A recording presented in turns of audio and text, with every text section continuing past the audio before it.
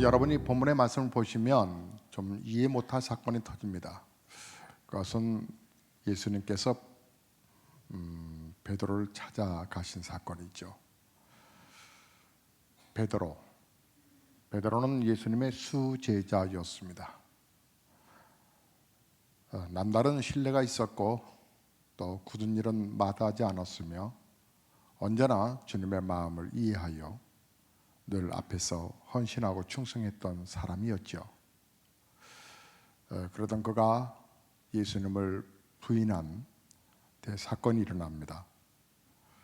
물론 땅을 치고 통회하고 그렇게 슬피 울었지만 그 사건, 예수님을 모른다고 했던 그 사건을 되돌릴 수는 없었습니다. 우리 예수님 십자가에서 못 박혀 우리의 인생의 모든 죄의 짐을 짊어지시고 십자가에서 죽으셨죠. 그리고 성경대로 우리 예수님은 부활하셨습니다. 그 부활절을 우리는 지난 주일에 부활절 감사 예배로 드렸죠. 베드로도 부활하신 주님을 만났습니다. 막달라 마리아의 소식을 듣고서 그는 얼마나 흥분됐는지 모릅니다. 귀한 우리 예수님을 만났던 베드로가 아이러니컬한 것은 오늘 본문의 말씀을 보면 그가 예수님을 추종하지 않았다는 사실입니다. 그는 여전히 패배의식 속에 또 예수님을 배반했다고 하는 생각 때문이었을까? 예수님을 만나기 전에 있던 그 생활로 돌아가 버렸습니다. 고기나 잡자. 그런데 본문을 자세히 보시면 베드로를 따라서 다른 제자들도 함께 동조하여서 예수님을 떠나갔습니다. 우리 예수님 떠나버린 배신한 제자, 그리고 부활했음에도 불구하고 부활의 현장 속에 우리 예수님 만났음에도 불구하고 다시 떠나가 버린 그 제자를 향하여 우리 주님이 친히 방문하십니다. 그리고 오늘 아침 조반을 드신 이후에 우리 예수님께서 베드로와 대화했던 내용이 오늘의 고백입니다. 주님이 물으셨습니다. 네가 나를 사랑하느냐? 라고요. 저는 어렸을 때 동네 벽에 크게 누가 분필로 누가 누구를 좋아하는데 사랑하는데 그러면 정말 그런 이름들이 쓰여 있으면 누구나 다 기분 나빠했고 막 그 지우기에 급급했습니다. 왜 그래? 왜 내 마음을 함부로 그렇게 속도 모르고 그러는 거야? 그래서 그런 글들이 많았었지요. 많았었습니다. 특별히 어디다 많이 써놨어요? 우리 국민학교 세대, 초등학교 세대 말고 국민학교 세대 변소에다가 많이 써놨어요. 그래서 그 이름들이 드러나면 부끄럽기도 하고 마음을 또 들통난 것 같기도 하고, 여러분이 잘 알지도 못하는 사람이나 가까이 하기 싫은 사람이 공개적으로 여러분의 이름을 부르면서 나 누구누구를 좋아합니다 라고 소리치거나 벽에 여러분을 사랑한다고 써놓으면 기분 정말 좋지 않죠. 죽을 맛이죠. 그런데 내가 정말 사랑하는 그 사람이 나를 사랑한다고 프로포즈를 하거나 공개적으로 말해요. 나를 사랑한다고, 내가 정말 좋아하는 그 사람이 나를 사랑한다고 그렇게 표현하면 어때요? 너무 흥분되죠. 여러분, 십자가의 사건이 하나님이 프로포즈한 거 아세요? 공개적으로 여러분을. 성경의 요한복음 3장 16절에서 말씀하셨어요. 하나님이 세상을 이처럼 사랑하사 독생자를 주셨으니 이는 저를 믿는 자마다 멸망치 않고 영생을 얻게 하려 하심이라. 우리를 사랑한다고 하는 것 증거로 예수님을 보내신 거예요. 서프라이즈. 그 예수님 우리의 죄의 짐을 다 짊어지시고 십자가에서 돌아가셨죠. 예수님이 부활하신 것은요, 우리가 죄 없다함을 이제 우리는 양 잡고 소 잡는 그런 제사 지내는 게 아니라 율법의 완성이라는 거죠. 완성, 율법의 완성. 이제 누구나 하나님 앞에 예수님을 통하여서 기도할 수 있을 뿐만 아니라 하나님 만날 수 있다는 거예요. 그 사랑을 공개적으로 표현해 주신 것이 바로 십자가 사건이었죠. 저는 우리 성도님들이 왜 기도 안 할까? 왜 좋으신 예수님께 왜 기도하지 않을까? 그것은 부활신앙을 믿지 않기 때문일 거야. 그래서 예수님 부활하셨다고 하는 역사적인 증거와 더불어서 예수님 부활하셨다고 하는 것을 막 설명하는데 급급했었어요. 아니, 설교가 그랬어요. 설교가 성경을 믿으세요. 예수님 부활하셨다고요. 부활신앙이 없다라고 하는 생각 때문에 부활에 관한 이야기를 저는 아주 힘지어서 이 부활절만 되면 거기에 초점을 많이 맞췄었어요. 그런데 말이에요, 정말 우리 성도들이 부활하신 예수님을 안 믿어서 그렇게 신앙생활이 뜨뜻미지근한 것일까라는 생각을 해봤어요. 그건 아닌 것 같아요. 여러분도 믿으시잖아요. 그죠?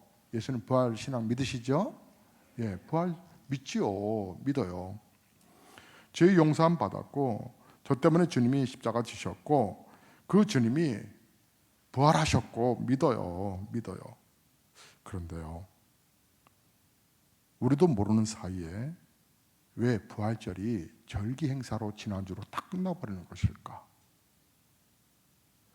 성경에 교회의 탄생은 예수님 부활하시고 승천하셨어요. 그리고 열흘째 됐던 날, 그러니까 예수님 부활하신 사건으로 통해서 50일째 되던 날, 예수님 그날 성령의 역사, 그러니까 하나님이 이론적인 하나님이 아니라 체험적인 그 하나님으로 다 보여지는 날, 그걸 오순절 사건이라고 하는데 그때 교회가 시작된 거예요. 그러니까 교회 시작은 예수님의 부활의 오순절 사건이란 말이죠. 그래서 교회 안에 우리가 있어요. 그런데 절기 예배로 부활절을 겉으로는 거창한 예배가 되지만 속으로는 하나님의 역사를 경험하지 못하는 안타까움이 있다고요. 왜 그 안타까움이 있을까? 여러분, 우리가 부활절에 지난주 우리 계란도 받고 떡도 먹고, 그런데 그 정도로 절기 부활절 지키는 것으로 끝나는 것이 우리의 신앙일까? 우리가 오늘 예수님의 부활에 대해서 하나님께 예배드리고 그 한 주간을 이제 보내고 나서 드려지는 우리의 예배가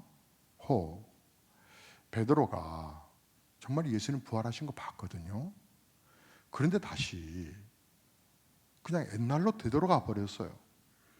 부활하신 예수님을 봤는데 되돌아갔다고. 우리도 절기를 보냈지만 여전히 부활절과 상관없는 한 주간을 우리가 살아오거나 앞으로도 또 그렇게 살려고 하는 의식이나 하나님하고 그냥 내가 하나님을 믿긴 하지만 사랑의 단계까지 가지 못하는, 어쩌면 베드로의 모습은 우리가 아닐까? 여러분 한번 생각해 보시겠어요? 마리아는 부활하신 예수님을 만나고 그는 막 어떻게 억제할 수 없는 그 감격함이 있었어요. 그래서 막 뛰어갔죠. 다리가 아픈 줄도 모르고 막 뛰어갔을 거예요. 그리고 외쳤던 거예요. 예수님 부활하셨다고. 그 역동적인, 그 놀라운 감동, 설명할 수 없는 내면에서부터 일어나는 그 감동, 우리는 아직도 예수님을 십자가에 못 박고 있는 건 아닐까? 부활하신 예수님을 만나지 못해서 우리는 기도가 힘든 건 아닐까? 이런저런 생각을 오늘 베드로의 모습을 통해서 보면 우리와 형편이 똑같다라고 하는 것도 생각이 들기도 하고요. 부활의 이 뜨거운 감격, 여러분 생각해 보세요. 우리 지난주에 우리 고 조용복 집사님 장례를 은혜 가운데 잘 치렀는데 가족들 다 나오셨네요. 그런데 그 집사님이 3일 만에 딱 부활했어. 놀랄 일 아니겠어요? 그게 그냥 살아나셨어요? 네. 아침 식사하셨어요? 이럴 수 없잖아요. 이건 뭐 정말 놀라운 사건이죠. 그런데 우리의 메시아가 여러분 부활하셨다는 사실이 뜨거운 감격과 하나님이 부어주시는 내적인 열정, 그 은혜가 우리에게 머물러 있느냐는 거죠. 왜 교회가 오늘날에도 존재할까요? 왜 오늘날에도 젊은 목회자들이 그 어려운 오지에 가서 자기의 젊음을 드릴까요? 특별히 닥터 아니면 전문 직종인 어떤 나에게 준 그 직종을 가지고 그것을 편히 먹고 살 수도 있을 텐데 그걸 가지고 그 재능 가지고 왜 그 낙후된 나라에 가서 그 의료 선교와 더불어서 복음을 전하려고 하는 것일까요? 예수님의 부활 소식을 듣고 저는 두 사람이 생각났어요. 하나는 마리아고 하나는 베드로였죠. 부활의 주님을 만나기 전 마리아가 너무 마음이 답답했었거든요. 예수님이 죽으셨다는 것 때문에 절망했고 사실 그 절망은 이름 표현할 수 없는 절망이었어요. 소망이 끊어진 거죠. 그러나 예수님께 대한 인간의 연민 때문에 시신에 향이라도 발라드려야 되겠다는 마음으로 예수님이 이 안치된 무덤으로 갔던 거죠. 그때 천사가 나타나서 예수님 부활하셨다고 하는 소식을 막달라 마리아에게 들려줬을 때에 마리아는 완전히 달라졌어요. 이 소식을 전해야 되겠다고 하는 뜨거운 열정이 있었죠. 그러나 여러분 정말 소식만 들은 것이 아니라 직접 부활하신 예수님을 만났던 베드로는 전혀 다른 반응을 일으키고 있어요. 저는 처음에 정말 성도들이요 부활절 예배를 드리는 이 뜨거운 감동 속에서 드리지 못하는 것이 그리고 부활절이 지난 이후에도 신앙생활하고 있는 성도들의 모습을 보면서 기도하기를 너무 힘들어하고 그리고 예배 생활을 정말 종교적인 그런 느낌이 들 정도로 그저 따분해하고 그러면서도 매주 또 교회는 나오시고 그리고 또 어려운 헌금들 생활이 어려우면서도 또 11조를 하시고 그 애쓰는 모습들을 보면서 이게 다른 게 아니라 부활하신 예수님을 믿지 못해서 그런 거야 라고 하는 결론을 내릴 수밖에 없었어요. 그래서 부활절 때마다 부활 예수님이 살아계신 증거를 설명하는 데에 많은 시간을 투자했었죠. 그러나 정말 제가 가까이 있는 성도들을 만나보면 그렇지 않아요.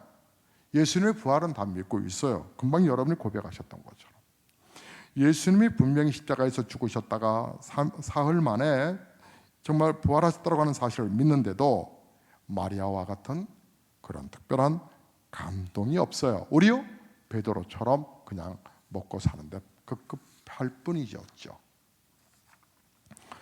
부활절에 예수님 믿으면 됐지 부활을 믿으면 됐지 무엇이 빠진 것일까?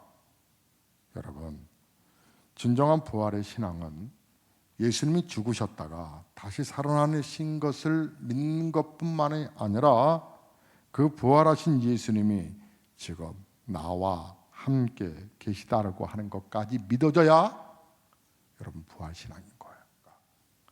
하나님을 믿되 하나님이 막연하게 멀리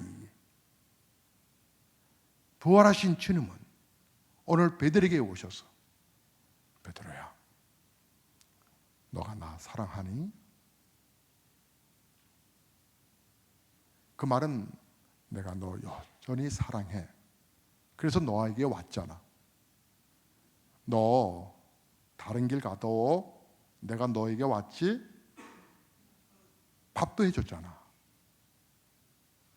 베드로야 너 나 사랑해? 그러자 베드로의 고백이 주님 그러하웨이다. 그러면 me too. 그런데 우리 주님은 또다시 묻는 거예요. 너 나 부활한 거 정말 믿어? 너와 함께 한다는 거 믿냐고. 그냥 안다라고 하지 마. 믿는다고 하지 마. 정말 믿어줘? 베드로가 다시 고백하는 거예요. 주님, 그러하외다. 그럼요, 미투. 근데 우리 주님은 여기서 끝나지 않았어요. 너 정말 내가 부활한 거 믿어? 정말 내가 부활했다고? 부활해서 너의 삶의 현장 속에 왔다고? 정말 너가 나 사랑하냐고? 그때 베드로가 근심했다고 그래요. 정말 내가 주님 사랑하나? 부활하신 우리가 신앙이 왜 역동적이지 되지 못하는가?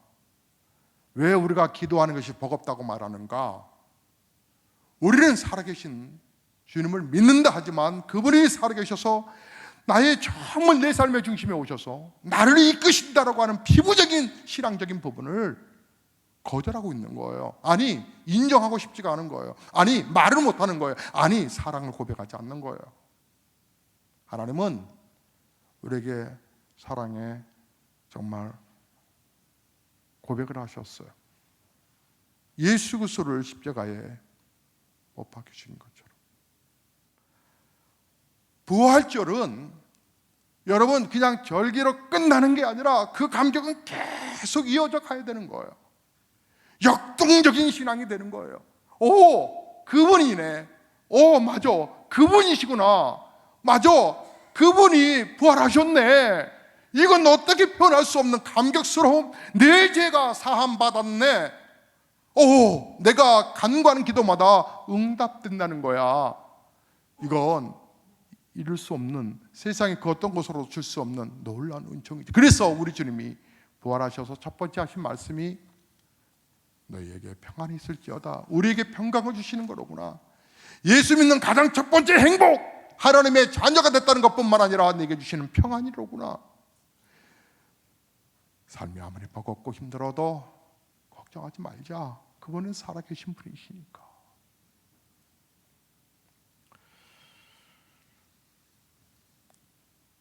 그렇습니다. 예수님이 죽었다가 사흘 만에 부활하셨다고 하는 성경의 내용을 알고 듣는 것으로 그쳐서는 진정한 부활 신앙을 가질 수 없습니다. 성령의 역사가 필요합니다. 우리 주님은 부활하셔서 우리에게 너희 이곳을 떠나지 말고 다른 거 하지 말고 오직 은혜 받기 위해서, 성령 받기 위해서 기도하라. 부활의 신앙을 갖는 성도들이 해야 할 우리의 거룩한 사명은 뭐냐면 다시 고기 잡으러 가는 게 아니고 부활하신 주님이 성령 받으라고, 즉 체험하라고, 확신을 가져야 된다고, 기도하라고, 성령 받기 전까지는 이성을 떠나지 말라고 말씀하신 것처럼 부활절을 아는 성도들은, 의미를 아는 성도들은 하나님 앞에 예배와 기도하는 것 얼마나 중요하게 여겨야 되는지를 알려주셨거든요. 그들이 드디어 하나님을 만납니다. 부활하신 우리 주님이 말씀하셨던, 약속하셨던 성령님이 임하십니다. 가슴이 뜨거워져 그들은 펄쩍펄쩍 뜁니다. 성령께서 급하고 강한 바람 같은 그 역사가 일어났습니다. 하나님께서 성령으로 임하신 것인데 그들이 느낀 바람은 하나님의 호흡이었습니다. 누가 숨을 내쉬면 그 숨결을 느낄 수 있듯이 마가의 다락방에 있었던 110명의 성도들은 함께 하시는 하나님의 그 하나님을 느낄 수가 있었습니다. 하나님이 우리와 함께 계신다고 하는 확신, 이게 바로 핵심입니다. 하나님을 이처럼 경험하고 나서 제자들이 달려가기 시작했습니다. 부모가 자녀의 귀에 속삭일 때 자녀들은 부모가 함께 있는 것을 호흡으로 느낍니다. 힘내, 사랑해. 우리가 성령 받을 때도 또 이렇게 됩니다. 하나님은 나와 너무나도 가까이 계신 분이시죠. 이것이 성령 체험의 본질입니다.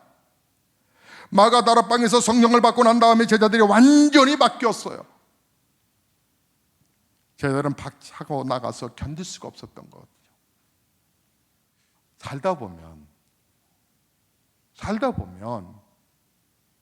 이거 어떡하지? 그럴 때 우리는 그냥 답답해 하잖아요. 근데 그분께서 기도하라는 거예요. 알려주시겠다는 거죠. 간단한데. 부모가 자녀의 귀에 속삭일 때 자녀들은 부모가 함께 있는 것을 호흡으로 느꼈듯이 우리가 성령 받을 때도 꼭 이렇다는 거죠. 하나님은 나와 너무나 가까이 계신 분이시거든요. 그것이 바로 부활신앙을 갖고 있는 성도들의 특징이라는 거죠. 정말 부활하신 예수님, 부활하신 예수님, 그분을 우리가 신앙생활에서 정말 체험하고 믿어지는 상태에서 확신하게 체험하는 단계로 가야 한다는 거죠. 웨슬리 목사님이 계셔요. 그 목사님은요, 아버지 따라 더불어서 목사님이 되었고요, 목사가 된 후에도 구원에 확신이 없었다는 거 놀랍죠? 목사가 구원에 확신 없이 목사가 될 수 있어요? 신학교 나왔다고 해서 다 구원받은 거 아니에요?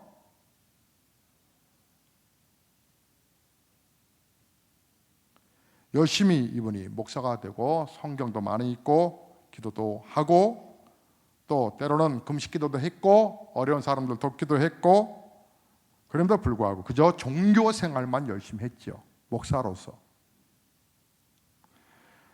1738년 5월 24일 영국의 런던 올드스케이트 조그만 기도 모임에서 한 설교자가 마틴 루터의 로마서 주석 서문을 읽어가는 것을 듣는 중에 거듭남에 관해서, 번역에 새로 태어남에 관해서, 예수를 믿음으로 구원받는 것이로구나 라고 하는 이것을 단순한 지식으로 깨달은 것이 아니라 가슴속 깊이 뜨겁게 마음의 성령의 확신으로 자기에게 임한 것을 가졌어요. 예수 믿기만 하면 속지 안 받고 하나님의 자녀가 되는구나, 나는 천국 갈 수 있어 라고 하는 내용의 속죄함에 관한 이야기를 비상적으로 스쳐가는 것이 아니라 확신 가운데 받아들였어요. 그때 그가 쓴 자서전에 의하면 가슴이 뜨거워졌다라고 말을 해요. 이렇게 웨슬리 목사님은 뜨겁게 중생의 체험을 했지만 그렇다고 설교에 당장 불이 임했던 것도 아니고, 전도는 했지만 정말 예수 믿었어요 라고 하는 확신 가운데 전하는 건 아니었었어요. 웨슬리 목사님은 스스로 내가 주님을 하고 고백했지만 그러나 뭔가 더 하나님이 나를 사로잡기를 원했던 거예요.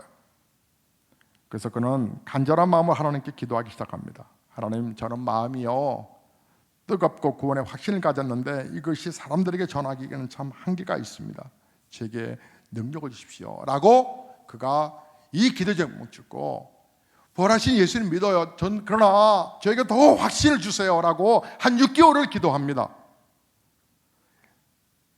1739년 1월 1일 약 6개월이 지난 어느 날 성령 체험을 하게 되죠. 그날 요한 웨슬리의 일기를 살펴보면 1939년 1월 1일 홀, 허친, 임그린, 휘필드, 내 동생 찰스 등 약 60여 명의 형제들과 함께 피터 레인에서 철야 기도를 하고 있었다. 그런데 새벽 3시쯤 우리가 계속 기도하고 있는데 하나님의 권능이 우리 위에 강하게 임하셨다. 많은 사람들이 격렬한 기쁨으로 인하여 부르짖게 되었고 수많은 사람들이 땅에 엎드러졌다. 그렇게 하나님의 임재 앞에서 두려움과 놀라움으로 벌벌 떨다가 약간 회복되었을 때 우리는 한 목소리로 이렇게 외쳤다. 오 하나님, 우리가 주님을 찬양합니다. 우리는 당신이 주님이심을 고백합니다. 새해 아침에 온 나라가 술에 취하고 있을 때 이 60여 명의 형제들은 런던의 좁은 골목 피터 레인에 모여 천국의 문을 두드렸다. 새벽 3시가 되기까지 우리는 깊이 기도하면서 천국 문을 두드렸고 응답이 왔다. 성령께서 오신 것이었다. 마치 초대교회 같이. 이 피터로 인해 성령 체험은 감교 운동의 발달이 됩니다. 근데 성령 운동이 시작된 건데 영국 산업혁명 이후에 극도의 혼란에서 피 흘리지 아니하고 혁명이 일어났던 거예요. 신앙의 혁명이. 그러므로 사랑하는 성도 여러분, 진정한 부활 신앙을 가지려면 성령의 역사하심, 하나님의 은혜를 여러분 갈망하셔야 합니다. 성령님 제게 더 깊이 역사해 주십시오. 성령께서 우리에게 부활의 예수님을 보여주십시오. 하나님께서 지금 여러분의 가정과 그리고 우리의 교회와 나라와 민족에게 하나님의 역사를 이루시려고 하시는데, 예수님이 부활하셨다고 하는 역사는 우리 자신과 가정뿐만 아니라 나라와 민족을 살리는 역사이고, 하나님께서 그 일을 우리 가운데 허락하기를 원하시고, 성령의 역사로 이 일이 이루어져 가기를 성령님께서 우리에게 임하시고 역사하시면, 그 다음에 성령님은 우리 안에 우리에게 예수님이 함께 계심을 계속 보여주신다는 것이죠. 전라도 화순의 어느 장로님의 이야기를 제가 전해드리면서 여러 생각이 들었어요. 그 장로님이 믿음이 없을 때, 아내에 따라서 겨우 교회에 갔을 때, 그러니까 종교인으로 교회를 다녔을 때, 그냥 다녀야 되니까 다녔을 때, 그런데 아내가 붕해를 갔다 오고 나서, 교회에서 붕해한다 그러면 참석도 안 했던 건데, 붕해를 갔다 오고 나서 아내가 바뀌었어요. 정말 바뀌었어요. 아내의 언어도 바뀌고 아이들을 대하는 자세도 바뀌고 삶이 너무 바뀌었어요. 당신이 왜 이렇게 바뀌었어? 나 은혜 받았어요. 은혜가 뭐야? 하나님의 사랑이라는 건데요. 이거 일도 어떻게 표현할 수 모르겠는데 나중에 하나님이 계신 걸 나는 경험했어요. 그래? 나도 받고 싶은데? 그러면 집중해야 되니까 휴가를 좀 내서 기도원을 다녀오실래요? 기도원을 갔다는 거 아니에요. 그때는 이제 집사 때인데, 기도원에 가서 정말 하나님 만나기를 갈망했다는 거예요. 그런데도 예배는 여전히 따분했고, 설교하는 목사들의 설교는 그냥 흘러가는 소리였고, 마음만 간절하지. 그런데 특별한 역사도 없었는데 그냥 이렇게 집에 갈 수는 없어서 예배가 다 끝났는데 그 텅 빈 그 예배당에서, 하나님, 제가 이대로는 갈 수는 없고요, 아내가 만났던 그 하나님 저 좀 만나 주세요. 은혜를 사모했던 거죠. 그 간절한 기도에 하나님이 역사하십니다. 그분이 그때 하나님을 확신하게 되어요. 정말 어떻게 말로 표현할 수 없는 하나님의 은혜가 그에게 임합니다. 여러분, 정말 원하시면 하나님이 여러분을 만나주시는데, 우리 베드로에게 찾아왔던 우리 예수님이 그래서 우리에게 질문하시는 거예요. 너 나 사랑해? 성령님의 역사, 우리에게 성령님의 역사가 더 필요합니다. 부활하신 주님을 만나는 자리까지 가야 합니다. 이분이 이제 그 가운데서 하나님을 만나고, 얼마가 지나가자 그 고향에서 전화가 오는 거예요. 목사님이, 그냥 인사만 드렸던 목사님이 어떻게 자기 연락처를 가지고 오셨어요. 고향 교회가 지금 건축하려고 하는데, 그 교회 출신들이 예수 믿었다고 하는 사람들을 내가 지금 10만 원이라도 동참해 달라고. 그런데 참 자기는 아직도 11조도 아내한테 허락한 것도 아닌데 차라리 그거 있으면 정말 구제 사업하는 게 낫겠다라고 생각했던 사람인데, 뭐야 나한테 왜. 그리고 스치고 왔는데, 그날 기도를 하는데, 자기 개인적인 기도 시간에 기도를 하는데 마음이 계속 걸리더라는 거예요. 에이 그래 뭐 10만 원 정도. 그래서 이제 아내에게 얘기를 했다는 거예요. 그런데 여보, 10만 원이 아니라 더 많이 하고 싶어. 그랬더니 아내의 믿음이 또 이뻐요. 아내가 남편의 믿음을 키우려고 여보 얼마 헌금하고 싶어요? 그러면 1,000만 원 있으면 좋겠다. 그냥 뚝 던진 말인데 우리 집 줄여서 해요. 그래서 전세금을 줄여서 1,000만 원을 만드는데 500만 원은 교회에다가 섬기는 자격, 본인이 섬기고 있는 교회, 반절은 시골 교회 보내는 거예요. 근데 시골에서 500만 원이 얼마나 커요. 30여 년 전에. 그러니까 막 도의지로 나가서 이처럼 정말 교회를 사랑해서 했다라고 칭찬이. 그런데 마음이 너무 기쁘더라고요. 지금도 그렇지만 1,000만 원이 얼마나 큰 돈이에요. 너무 기쁘더라는 거. 이걸 어떻게 표현할 수 없는, 내가 하나님의 교회에 한 모퉁이가 되고 있다는 게 너무 기쁜 거. 이 모퉁이가 되어가고 있다는 게 너무 행복한 거예요. 여러분, 우리에게는 성령님의 역사가 정말 필요해요. 그래야 신앙이 역동적이에요. 예수님 부활하셨다면 그 부활의 주님을 만나는 자리까지 가는 것이 하나님의 계획이 있거든요. 정교인 수양회는요, 제가 우리 교육자들에게 당부했어요. 억지로 모시고 가지 말라고. 억지로. 그런 게 아니라고. 우리 지체들끼리 1년에 한 번 하룻밤 같이 보내고 만나는 음식 먹고 서로가 간식도 나누고, 또 이번에 오신 게스트가 여러분 너무 행복할 거예요. 자주가 함께 웃고 함께 공동체 생활하고 1년에 딱 한 번 있는 교회 안에 있는 부분, 그게 축제인데, 교회 창립주일에 마치 뭐 구걸하듯이 막 그래서 가야 되니 어쩌니 막 협박까지 하면서 막. 제가 오늘 장로님 안수시사님들 얘기했지만 사실 여기 경비도 한 분 정도, 한두 분 정도가 딱 전체하면 회비 걷지 않아도 되는데, 그거 뭐 얼마나 회비 때문에 가네 못 가네. 아이들은 회비 내지 말자고 그랬어요. 그럼 어린이들 식사비가 좀 줄으냐? 식당에서는 애들이 더 많이 먹는데요. 그래갖고 애들 식사비는 똑같아요. 유치원 아이들만 조금 가격 그런가 봐요. 근데 아이들 받지 말자. 어른들만 하자. 우리 구원받은 성도들이 하룻밤 하나님의 은혜 속에 감사하고, 우리의 또 교구 지구에 또 단합도 한번 하고, 구원받은 성도들이 알콩달콩 서로가 서로를 세워가고. 애경사 있을 때 이번에 여러분 조영복 집사님 돌아가셨을 때 우리 오케스트라 연주한 거 감동이던데요. 얼마나 힘이 됐겠어요. 여러분에게도 그 가족 간의 이별이 오잖아요. 그때 교회 공동체가 얼마나 좋은지 아실 거예요. 무엇보다도 교회는 부활하신 예수님을 바로 믿는 사람들이 모여지는 거예요. 내가 부활하신 예수님 만났기 때문에 감사해서 헌신하고 충성하고 봉사하는 거고, 그래서 아이들이 귀하고 학생들이 귀하고 청년들이 소중하고, 그래서 교회는 아낌없이 베푸는 잔치가 되어야 되는 거예요.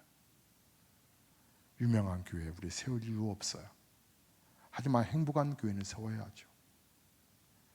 부활의 신앙으로 나아가는 성도들이 모인 교회, 주님이 기뻐하시는 그 교회, 살아계신 우리 주님을 이름을 높이는 우리 모두 되시기를, 부활의 주님을 끝까지 함께 가는 역동적인 신앙으로 주님 앞에 사랑을 고백하는 저와 여러분 되시기를 주의 이름으로 축복합니다. 찬송하시겠습니다.